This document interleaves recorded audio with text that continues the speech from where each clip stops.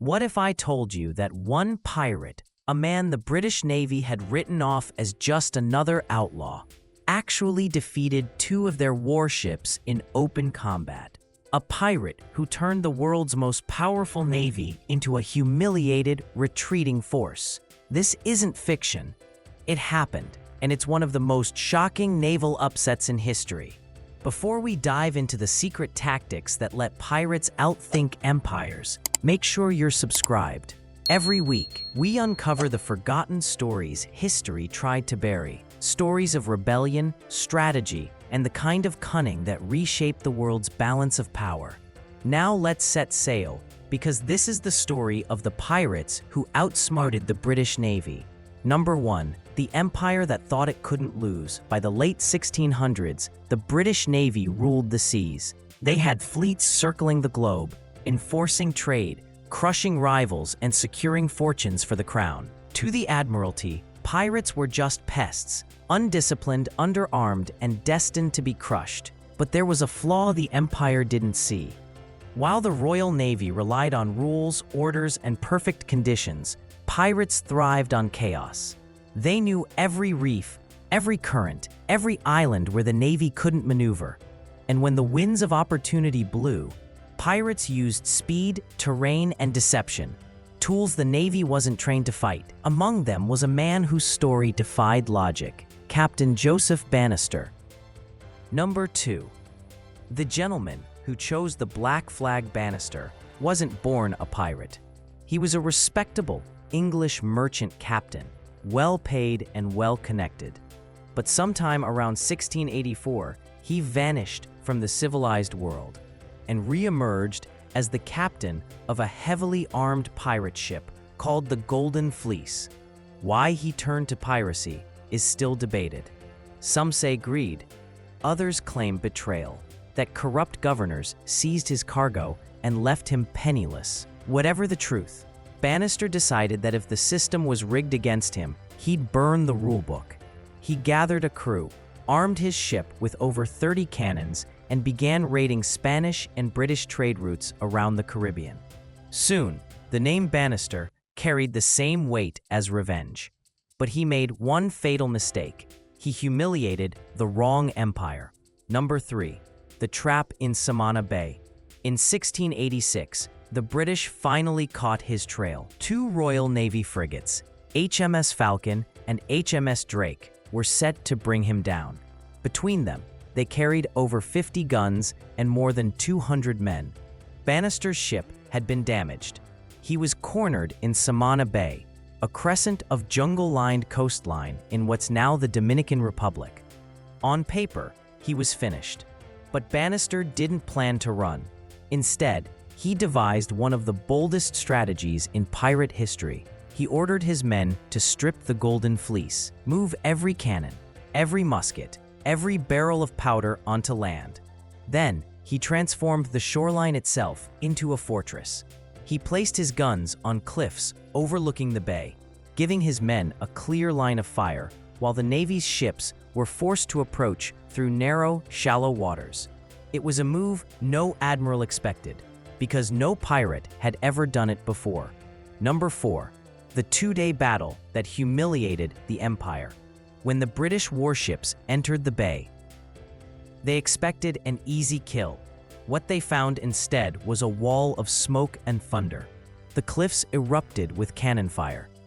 Every time the Navy tried to maneuver, their ships scraped the reef or turned broadside into Bannister's trap. The pirate gunners, many of them former Navy men, fired with ruthless accuracy. They weren't aiming for glory. They were aiming for the hulls, the rigging, the powder stores. By nightfall, the Falcon was crippled. The next morning, the Drake tried again and met the same fate. After 2 days, out of ammunition and leaking badly, both British warships turned and limped away. Think about that. 2 Royal Navy vessels retreating from a single pirate. For the men who witnessed it, it was like watching a street thief knock out a king's guard. Bannister had done the impossible. He'd beaten the British Navy. Number 5. Why Bannister won and why it couldn't last. So how did he pull it off? It came down to 3 things: terrain, preparation, and unpredictability. First, Bannister knew the geography. The bay's shallow waters trapped the Navy's heavy ships, but favored smaller pirate craft and land-based guns. Second, he was prepared. He turned a maintenance stop into an ambush, transforming a disadvantage into a tactical edge. And finally, he did what the Navy least expected. He fought like a guerrilla, not a gentleman. But even genius has limits. After the battle, Bannister scuttled the Golden Fleece to avoid capture. He disappeared for months, but eventually, fate caught up. In 1687, the British finally found him. He was executed, a final warning that no man could defy the crown forever. Yet the legend of that two-day battle would spread through every port in the Caribbean. And it wasn't the only time pirates made the Navy look foolish. Number 6. Patterns of rebellion. How pirates exploited the empire. Bannister's victory wasn't just luck. It exposed cracks in the empire's system. The Royal Navy was powerful, but it was also bureaucratic, slow to adapt, stretched across oceans, and blind to local conditions. Pirates, on the other hand, were the ultimate freelancers of war. They didn't need permission. They didn't wait for orders. They used local pilots, native guides, and captured charts to navigate waters the Navy barely understood. Other captains learned from Bannister's example.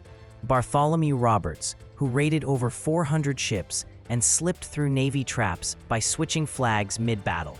Henry Avery, whose capture of the Ganj I Sawai was so audacious that British officers quietly speculated he had intelligence support from within the Navy itself.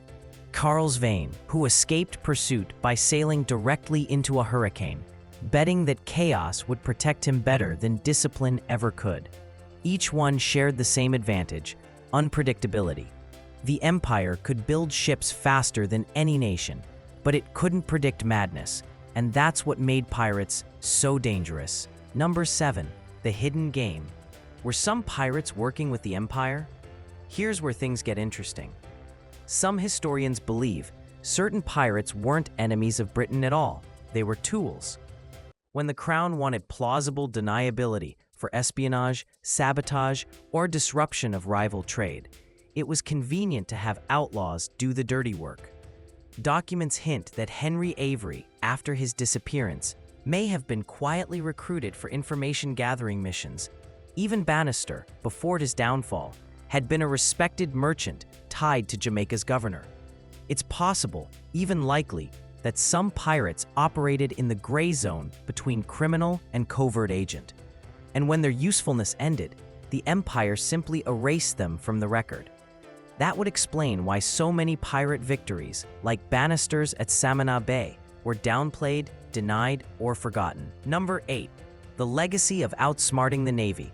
In the century since, Bannister's story has been half lost, half myth. But its lesson still stands. Power doesn't always win. Sometimes, strategy and audacity rewrite the rules of war.